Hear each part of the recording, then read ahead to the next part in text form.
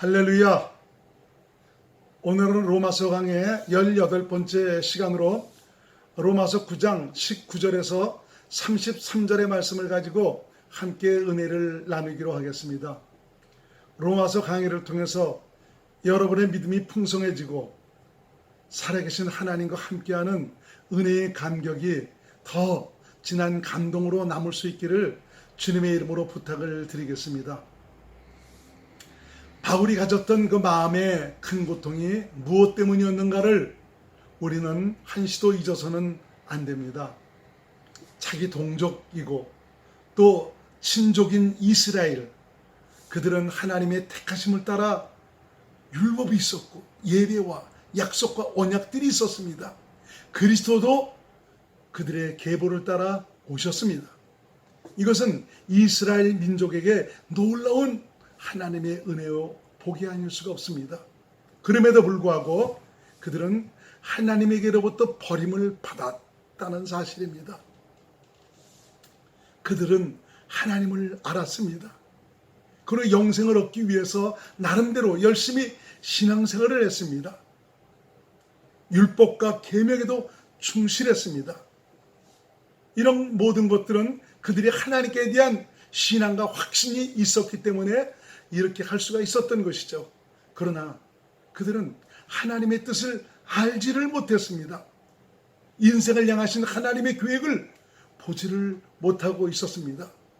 그래서 그리스도께서 오셨지만, 자기 땅 자기 백성에게 오셨지만 그들은 그리스도를 보면서도 보지 못했고 들으면서도 듣지 못했고 깨닫지를 못했던 것입니다. 이것은 믿는 우리에게도 많은 교훈을 주고 있습니다. 분명 예수 그리스도를 믿음으로 살고 있습니다. 그렇지만 이 믿음에는 유대인과 같은 율법적인 종교적인 믿음이 있는가 하면 하나님의 약속을 의지한 성령으로 말미암은 믿음이 있습니다. 율법적인 신앙은 하나님께서 결코 인정해 주시지 않습니다. 그러나 성령으로 말미암은 신앙, 약속으로 말미암은 신앙은 하나님께서도 인정을 해 주십니다. 그러므로 우리가 신앙생활을 하되 정확히 하나님의 뜻을 알고 믿는 것은 매우 중요합니다. 하나님의 뜻, 하나님의 약속, 새 언약에 대한 정확한 이해는 우리 자신의 신앙을 풍성하게 해주며 하나님의 실제를 경험하게 하고 영생을 누릴 수 있는 놀라운 영광을 갖도록 하고 있습니다. 자, 오늘 본문 18절을 세번역으로 한번 보겠습니다. 아까 19절부터 하라고 그랬는데 18절부터 보겠습니다. 그러므로 하나님께서는 긍휼히 여기시고자 하는 사람을 긍휼히 여기사 완악하게 하시고자 하는 사람을 완악하게 하십니다.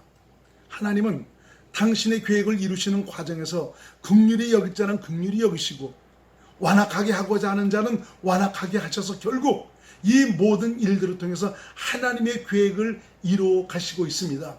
이것은 하나님의 주권입니다. 하나님 뜻 안에서 나오는 것이기 때문에 이것은 거역할 수가 없는 것이죠. 자, 19절 20절 공동번역으로 제가 읽어드리겠습니다. 그렇다면 어찌하여 하나님께서 사람을 책망하십니까? 누가 능히 하나님의 뜻을 거역할 수 있겠습니까? 라고 말할 사람도 있을 것입니다. 그러나 사람이 무엇이기에 감히 하나님께 따지고 드는 것입니까? 만들어진 물건이 만든 사람한테 왜 나를 이렇게 만들었어? 라고 말할 수 있겠습니까? 하나님이 바로 당신의 그 계획을 이루시기 위해서 당신의 뜻대로 하신 것에 누가 감히 하나님의 뜻을 거역할 수가 있겠으며, 또 그렇게 사용을 하셨다면 사람을 책망하시는 이유가 무엇이냐고 이렇게 물을 사람도 있을 것입니다. 다시 말하면 완악하게 하여 그 완악함대로 주의 뜻을 이루시기 위한 목적으로 사용을 하셨다면 누가 그 뜻을 거역할 수가 있겠으며, 그 완악하게 사용받은 사람을 구태여 책망하실 필요조차까지 있으시겠느냐라는 것입니다. 그러나 하나님의 주권에 피조물인 인간이 하나님이 하시는 일에 어찌 따질 수가 있겠습니까? 모든 것이 하나님의 뜻과 계획 가운데 이루어지는데 지음을 받은 인간이 어찌 인간을 지으신 하나님께 이러쿵저러쿵 따질 수가 있겠습니까? 마치 이것은 지음을 받은 물건이 왜 나를 이렇게 만들었습니까? 라고 따지는 것과 같은 것이죠. 자, 오늘 본문 21절에서 24절 현대인 성경으로 한번 보시겠습니다. 토기장이가 같은 흙으로 귀하게 쓰일 그릇과 천하게 쓰일 그릇을 만들 권리가 없습니까? 만일 하나님이 노여우심을 보이고 자기 능력을 알게 하고 싶었지만 그래도 멸망받기로 되어 있는 사람들을 벌하시지 않고 너그럽게 참아주셨다면 어떻게 하겠습니까? 또 하나님이 불쌍히 여기셔서 영광을 받도록 미리 준비하신 사람들에게 그분의 풍성한 영광을 알리시기 위해 그렇게 하셨다면 어떻게 하겠습니까? 유대인 가운데서 뿐만 아니라 이방인들 가운데서도 불러내신 우리에게 하나님이 그렇게 하신 것입니다. 인간의 이해를 돕기 위해서 하나님은 토기장이의 예를 들고 계십니다. 토기장이가 흙으로 하나는 귀하게 쓰일 그릇으로 하나는 천하게 쓰일 그릇으로 만들 권리는 당연히 있는 것 아닙니까? 그릇을 만들 때 모든 것은 토기장이의 계획과 뜻을 따라서 토기장이 마음대로 만드는 것입니다. 모든 것이 하나님 마음대로 하실 수 있는 것입니다. 피조물이 감히 창조주의 마음을 어찌 알겠으며 창조주의 깊은 뜻을 어찌 헤아릴 수가 있겠습니까? 그런 가운데서도 멸망받기로 되어 있는 자들에게 하나님의 노여우심을 따라 진노의 채찍을 들어 자기 능력을 알릴 수도 있었지만 그래도 그러한 자를 벌하시지 않고 너그럽게 참아주셨다고 해도 무슨 말을 하겠느냐는 것입니다. 또 하나님이 불쌍히 여기셔서 긍휼을 베푸시기 원하는 사람들에게 당신의 영광의 풍성함을 알리시기 위해서 긍휼을 베푸셨을지라도 무슨 말을 할 수 있겠느냐는 것입니다. 이 비유를 통해서 유대인과 이방인인 우리들의 관계에 대해서 본문은 말씀하고 있습니다. 바로 유대인뿐 아니라 이방인 가운데서 불러내신 우리에게도 하나님이 그렇게 하셨다는 것입니다. 본문 25절에서 26절 표준 세번역으로 제가 읽어드리겠습니다. 그것은 하나님이 호세아의 글 속에서 하신 말씀과 같습니다. 나는 내 백성이 아닌 사람을 내 백성이라고 하겠다.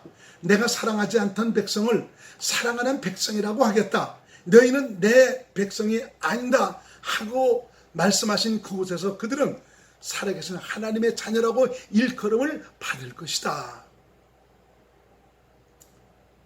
바로 이 일에 대해서 호세아 선지의 글에도 바로 내 백성이 아닌 사람을 내 백성이라고 하고 내가 사랑하지 않던 백성을 내 사랑하는 백성이라고 하겠다라고 말씀하신 곳에서 그들은 살아계신 하나님의 자녀라고 부르심을 받을 것이다 라고 하셨습니다.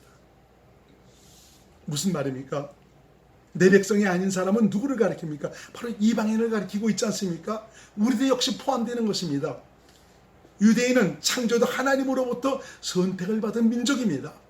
이방인은 전혀 하나님을 알지도 못하는 자들로 하나님 사랑 밖에 있었던 자들이었습니다. 그런데 이러한 이방인들을 하나님이 사랑하시겠다는 것입니다.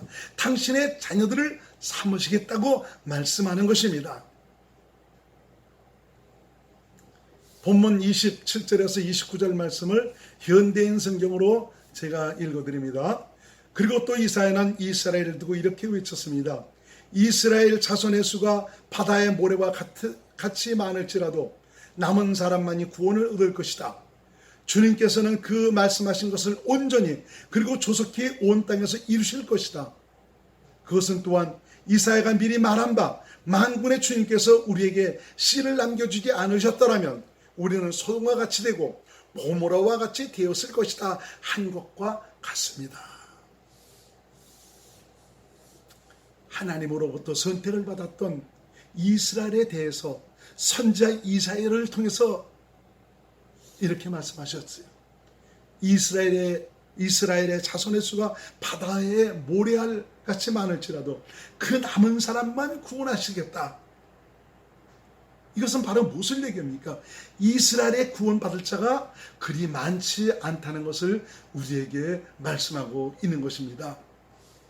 하나님은 이 하신 말씀을 조속히 온 땅에서 이루실 것이라고 말씀하십니다. 바로 이것은 하나님이 정하신 뜻이기 때문에 그렇습니다. 하나님은 이스라엘을 본보기로 구원이 이방인 곧 모든 인류에게 미칠 것을 말씀하셨습니다. 이사야 선지자를 통해서 이스라엘에 대해 더 분명하게 말씀하십니다. 만군의 하나님께서 씨를 남겨주지 않으셨다면 소돔과 같이 되고 고모라 같이 되었을 것이다 라고 말씀하십니다. 그래도 하나님의 은혜와 긍휼로 씨를 남기시겠다는 겁니다. 그리고 그들을 구원하시겠다라고 말씀하시는 것입니다. 이것마저 없었다면 소돔과 고모라와 같이 멸망했을 것이라고 말씀하고 있습니다. 이러한 이유가 무엇이겠습니까? 바울은 로마서 9장을 통해서 분명히 우리에게 밝혀주고 있습니다. 이것은 바로 뭐냐? 육신의 자녀가 하나님의 자녀가 아니다. 약속의 자녀가 하나님의 자녀라고 지금 말씀하고 있는 것입니다. 여러분, 육신의 자녀와 하나님의 자녀에 대한 구분을 잘 하셔야 됩니다. 육신의 자녀는 육신의 생명으로 살아가는 사람, 육신을 자원으로서 육신을 동원해서 자기 힘과 노력으로 살아가는 이런 사람을 가리키고 있지만, 약속의 자녀는 바로 뭡니까? 하나님은 바로 성령의 약속을 우리에게 주셨습니다. 성령으로 말미암아 하나님의 약속을 이룰 수 있는 그 믿음의 사람, 이것을 바로 약속의 자녀라고 말씀해 주고 있죠. 이런 사람이 바로 하나님의 자녀가 되리라고 말씀하고 있습니다. 육신을 자원으로 육신을 동원해서 계명을 이루고 지켜서 하나님의 자녀가 되는 것이 아니라 바로 약속을 따라 성령으로 말미암아 그리스도를 믿음으로 하나님의 자녀가 된다는 것입니다. 이스라엘은 약속에서 벗어나 육신으로 하나님의 의에 이르려 하였습니다. 자기 의를 고집을 했습니다. 여러분, 율법주의 신앙, 종교주의 신앙이 바로 어떤 것입니까? 내 육신으로, 내 힘과 노력으로 나도 그렇게 할 수 있다는 것입니다. 나도 하나님의 계명을 지키고 하나님의 말씀대로 살 수 있다는 것을 말씀하고 있습니다. 우리 믿음의 사람은, 그리스도인은 그렇게 사는 사람이 아닙니다. 하나님의 생명의 지배를 받는 사람입니다. 성령의 가르침을 통해서 그리스도 안에서 그분 주신 마음으로 그분의 생명으로 살아가는 사람이 바로 하나님의 아들입니다. 그래서 성령의 인도함을 받는 그들이 하나님의 자녀라 할 것이다. 로마서 8장 14절에 말씀하고 있습니다. 그렇습니다. 성령의 가르침과 인도함을 받고 살아가야 바로 하나님의 생명 안에서 그분 주신 마음으로 믿음으로 하나님의 자녀로서의 삶을 살아갈 수가 있는 것입니다. 자, 우리 신앙생활하면서도 이러한 사실을 깨닫지 못하는 분들은 지금도 내 중심으로 내 생각과 내 뜻으로 나의 선한 하나님을 향한 그 열망으로 내가 모든 것을 이루려 하고 있는 사람이 얼마나 많이 있는지 모릅니다. 내 자신이 하나님의 뜻대로 살려 하고 내가 사랑하고 내가 용서하고 내 스스로 겸손해지려고 하고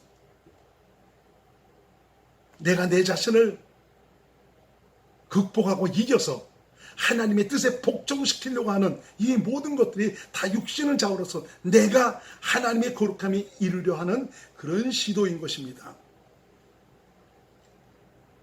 하나님의 의와 자기의 의에 대한 구분을 정확히 하고 우리가 믿음으로 살아야 합니다.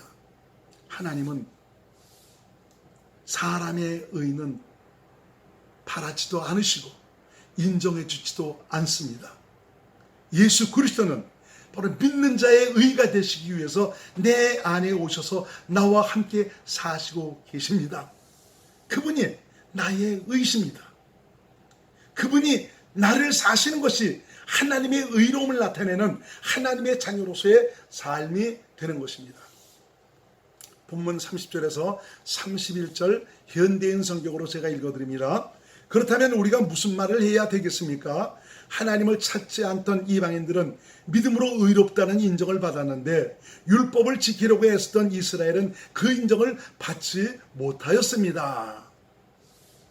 바울은 여기서 이러한 하나님의 뜻과 일하심에 무슨 말을 할 수 있겠느냐고 말합니다. 선택받은 이스라엘이 하나님의 의도를 깨닫지 못하고 도리어 하나님의 뜻을 저버림으로 말미암아 구원이 이방인에게로 넘어갔을지라도 누가 뭐라고 말할 수 있겠느냐는 것입니다. 이방인들은 하나님의 뜻을 깨닫고 믿음으로 하나님으로부터 의롭다는 인정을 받았습니다. 그런데 그렇게 율법을 지키기 위해서 애쓰며 전통을 고수하던 이스라엘은 인정을 받지 못한 것입니다. 그 이유가 무엇입니까? 유대인의 믿음의 뿌리는 육신에서 시작되지만 이방인의 믿음의 뿌리는 하나님에게서 시작되기 때문입니다. 그 하나님이 어디 계십니까? 내 안에 오셨지 않습니까? 내 안에 생명으로 오신 예수 그리스도, 여기서부터 믿음이 시작되기 때문입니다. 우리는 이러한 사실을 대하면서 깨달아야 합니다. 하나님이 원하시는 믿음이 무엇이며 어떠한 믿음으로 살기를 원하시는가? 하나님은 지금 내 손을 놓으라는 것입니다. 내가 믿음으로 살기를 원하느냐? 그렇다면 이제는 내가 하려 하지 말고 내가 하도록 내게 맡기라고 말씀하는 것입니다. 그러나 지금도 육신으로 말씀을 이루기 위해서 몸부림치는 자들이 얼마나 많이 있는지 모릅니다. 중요한 것이 바로 무엇입니까? 내 신앙의 뿌리가 어디냐? 어디서 지금 시작되고 있느냐? 하나님의 생명이냐? 육신의 생명이냐? 이것을 위해서 우리 주님께서 십자가에 달려 내 옛사람 육신의 생명을 거기서 모두 끝장내버리셨는데 죽은 옛사람을 붙들고 다시 하나님의 거룩함에 이르려가는 참 이런 신앙으로 살아가고 있으니 이런 사실을 분명하게 깨닫고 내게 나오라고 말씀하시는 것입니다. 본문 32절에서 33절 현대인 성경으로 제가 읽어드립니다. 왜 그렇습니까? 그들은 믿음이 아닌 행위로 그것을 추구하다가 장애물에 걸려 넘어진 것입니다. 이것은 성경에 보라 내가 걸려 넘어지게 하는 돌과 바위를 시온에 둔다. 그러나 그를 믿는 사람은 부끄러움을 당하지 않을 것이다 라고 쓰인 말씀과 같습니다.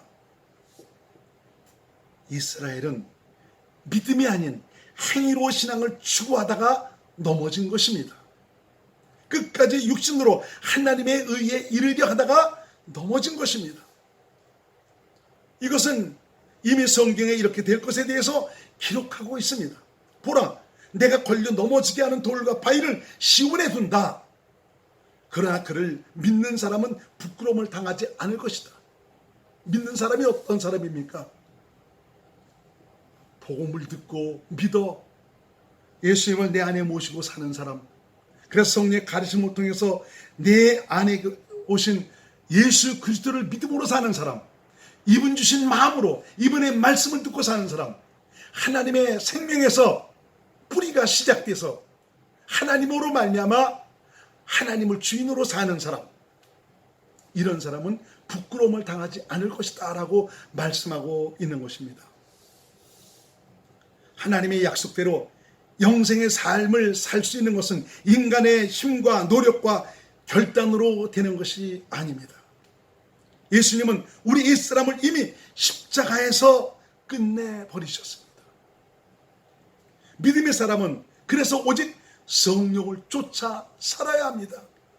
성령의 가르침과 감동과 인도하심을 따라 살아야 됩니다.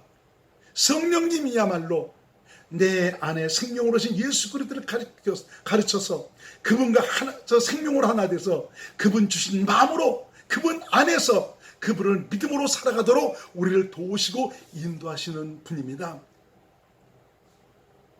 성령님은 그야말로 우리의 신앙의 온전함을 위해서 끝까지 포기하지 않고 나를 인도하시고 은혜를 베푸시고 생명 안에서 살도록 가르치시는 분입니다. 그래서 믿는 자로 하여금 자신의 정체성을 확실히 깨닫고 알아. 내가 무엇으로 말미암아 어떻게 살아야 되는가, 이것을 알게 하셔서 내 안에 생명으로 오신 예수 그리스도 오직 그분과 함께 살아가도록 우리를 인도하시는 것입니다. 육신의 자녀가 하나님의 자녀가 되는 것이 아닙니다. 약속의 자녀가 하나님의 자녀입니다. 우리는 이미 하나님의 약속이 우리 안에 이루어졌습니다.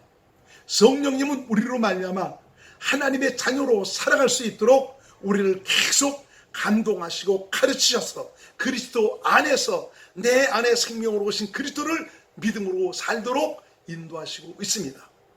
내 안에 오신 예수님은 성령으로 말미암아 기록된 성경 안에서 말씀하셔서 그리스도를 믿음으로 하나님의 뜻대로 살게 하시고 있습니다. 주의 음성을 듣고 주님을 믿음으로 사는 사람이 영생을 사는 사람이며 하나님의 자녀로서 하나님의 뜻대로 영원한 소망을 위해서 사는 사람입니다. 여러분의 정체성은 무엇입니까? 과연 여러분은 어떠한 생명으로 살고 계십니까?